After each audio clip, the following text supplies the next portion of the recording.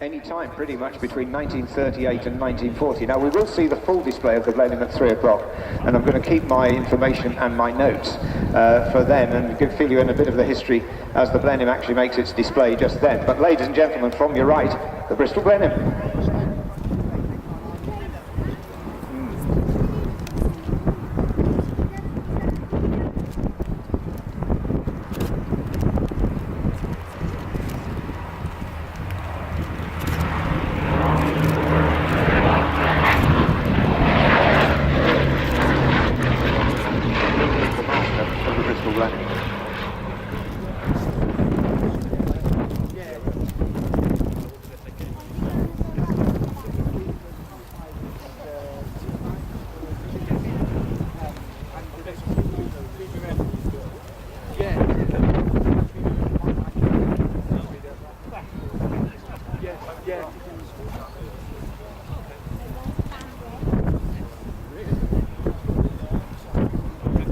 Well, I'm hoping that if he's available, Dan Geoghegan, the managing director of Mr. Heritage, will be able to join us. He may well still be over sorting out his racing car at the moment.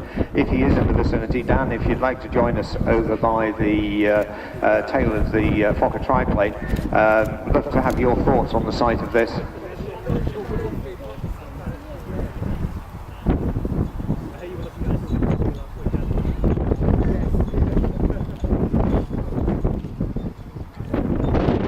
As for the first time in over 70 years,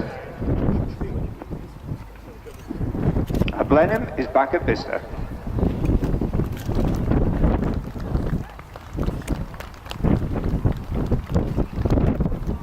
Through the engine, you can imagine these engines, they're not just rarer than hen's teeth, they make hen's teeth look relatively common. So he'll be doing a very, very gentle treatment of the engines, let them cool down progressively, let the oil cool progressively before he shuts the engines down. And in the meantime, I've got Dan Geoghegan with me from Mr. Heritage. A special moment. It's a real thrill to see the aircraft that really represents this site return to the site, and on such a great day with so many people here to welcome it back. Yes, and also representing the car fraternity, some Bristol motor cars as well, so it's a bit of a Bristol occasion, but what a magnificent sight to see this just tremendous aircraft taxiing towards us, and it's a very special moment in time both for the aircraft and for the former RAF Bicester.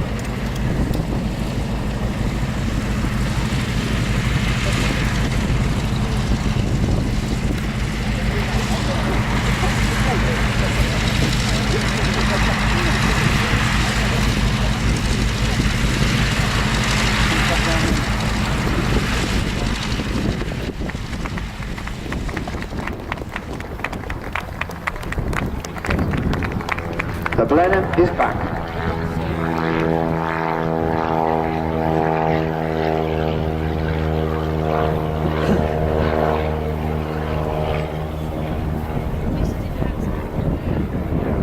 This is John's flight engineer for this flight, and we'll have a quick chat with him, and then John now just securing the aeroplane. In fact, there are actually two ways in and out of the Blenheim. You can actually go out the bottom of the cockpit through what is effectively an escape hatch there, or over the top of the wing. And in fact, the crews used to generally board from the top, and there are some wonderful archive photographs of the Blenheim, Blenheim's 90 squadron here, with the crews actually climbing in and out of there and actually climbing through to the rear turret. There's, ladies and gentlemen, John Romain. Put your hands together.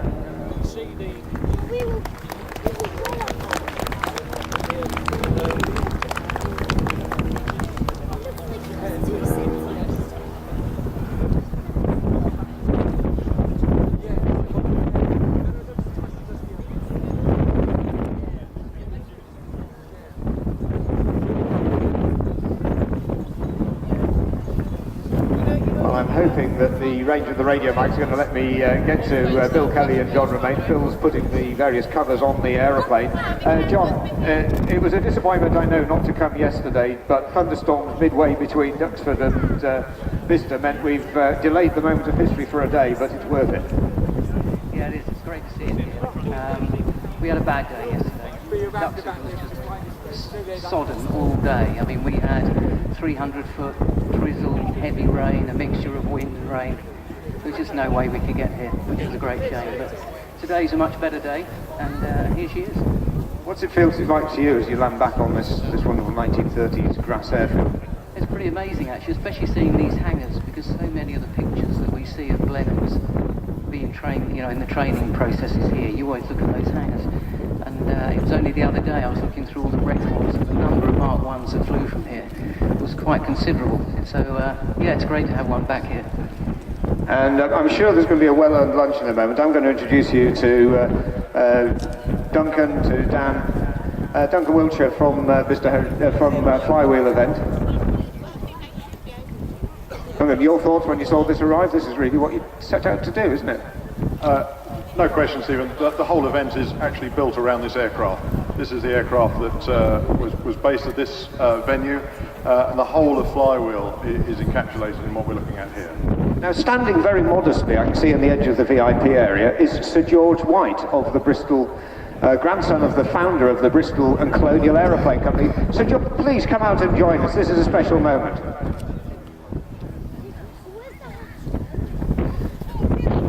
Sir George's great-grandfather founded the Bristol and Colonial Aeroplane Company. His, I think it was your grandfather, was actually involved with the development of the Bristol Blenheim.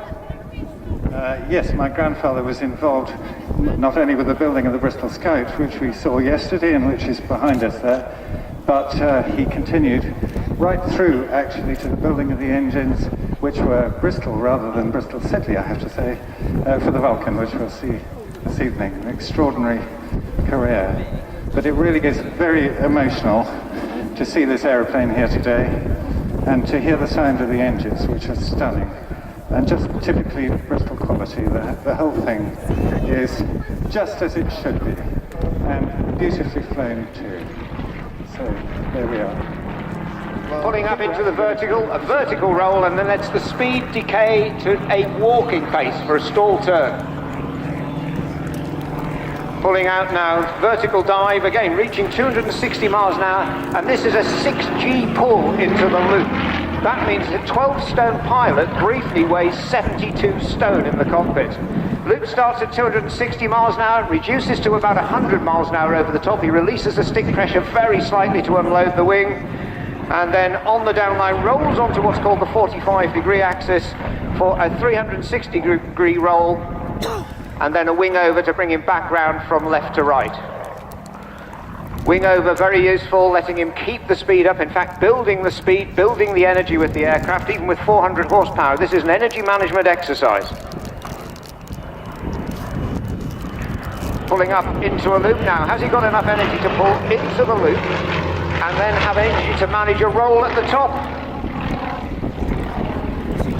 No, not quite. He's managing to pull a straight loop though. Beautiful circular loop, taking into account the wind that's blowing from left to right. Now pull up into the vertical climb and another stall turn. And again, watch the aircraft come almost stationary. He kicks in full rudder, lets the aircraft rotate around its axis. You can hear the engine still working hard.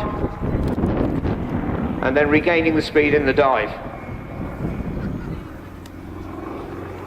Now, a barrel roll. This is actually the more gentle of the manoeuvres. It's actually quite difficult to coordinate at low level, but actually the aeroplane only just pulls 1G as it goes over the top. If you had your eyes closed here, you actually wouldn't even know you were upside down, and that's the slowest, most precise barrel roll I think I've seen in ages. Lovely. Next manoeuvre is... This is another one where the G starts to build up, building the speed in a wing over. Gained up to about 260 miles an hour, that 400 horsepower engine working hard.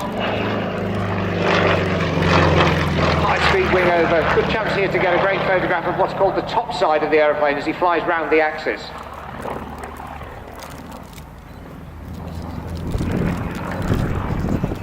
And another one for the photographers now as he completes that route, that circle. One of the things I'm sure you will agree with me, that to be able to walk around the various exhibits in a huge and spacious area that we've got here, and also to actually enjoy the air show element as well as seeing the cars on the track is pretty unique. And bringing the aeroplanes in like this and letting them park up gives you a chance to get closer to the pilots, to be able to get closer to the aeroplanes perhaps at the cockpit. Thank you very much, Steve. And I'm down in the paddock. I've been standing watching that display with Tim Greenhill in the Riley, and I was commenting earlier. Sorry, the Wolseley. Oh, he put me right straight away there. Tim Greenhill, who was driving this car very enthusiastically, shall we say. Great to see you here. Well, it's a wonderful place to be, isn't it? I mean, And today, owned and flown by Peter Teichmann, the aircraft is part of the Hangar 11 collection at North Weald in Essex.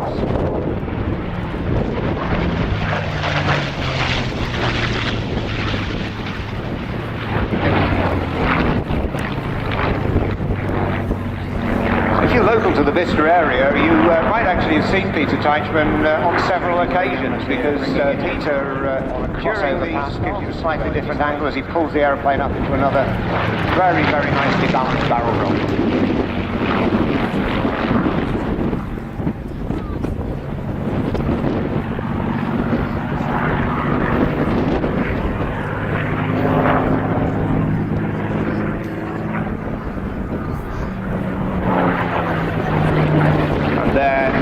Beautiful aileron roll, demonstrating both the aesthetic delight of the Spitfire and indeed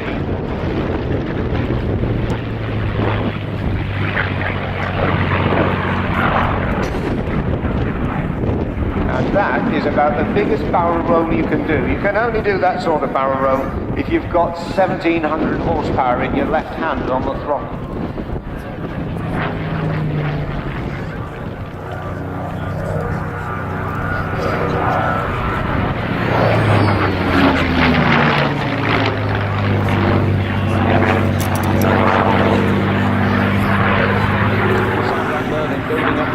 Building up the speed, down the flight line, give him a wave this time, knife edge pass, get the cameras ready.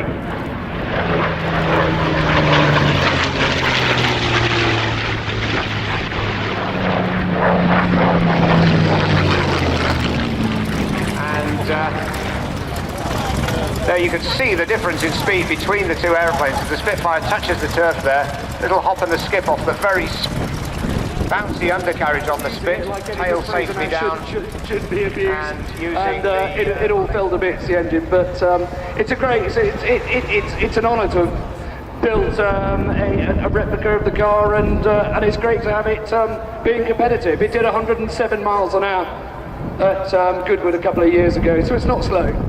Certainly not, no, and I guess it's called the Owlet because of the rear windows, the little tiny circular windows. Yeah, the original body was made by Wayman, and it was designed by Elizabeth Burt, who was an investor at Brazenhash at the time, and it was going to be a shopping car, and she wanted something from Bicester, a bit of a cute for the first car, time in 70 years.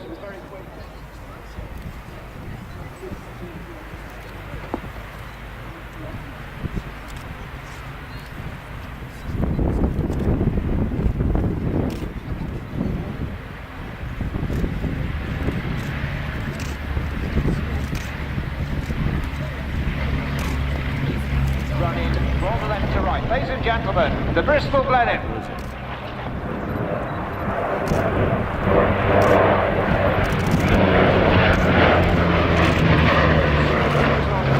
a very narrow fuselage, much smaller than aircraft like the Lancaster bomber, and it's got what is known as a stepless front cockpit with all the glazing in front of the pilot, something which is also used by the Germans with the Junkers 88 and the Heinkel 111.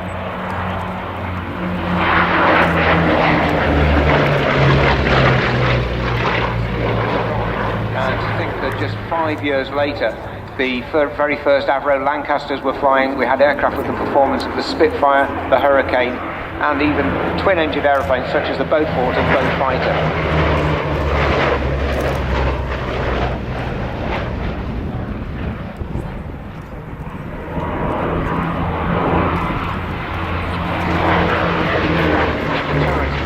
On the back of the fuselage.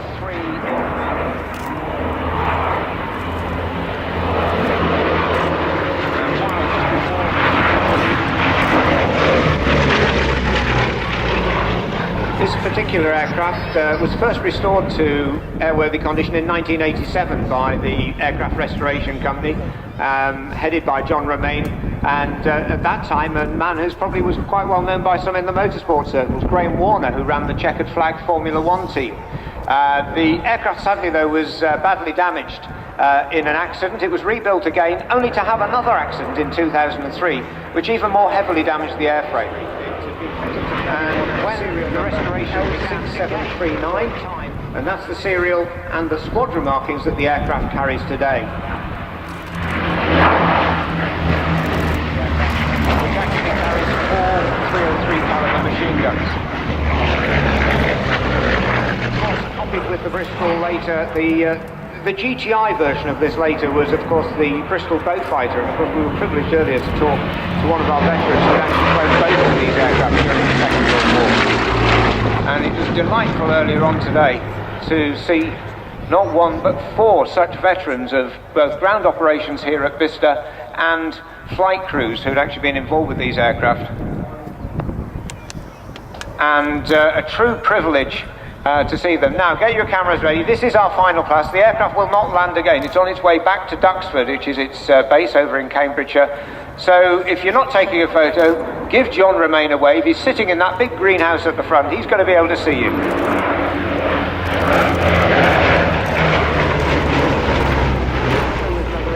Naval Air Squadron on Harriers in Afghanistan, as well as flying around the globe. And there is that distinct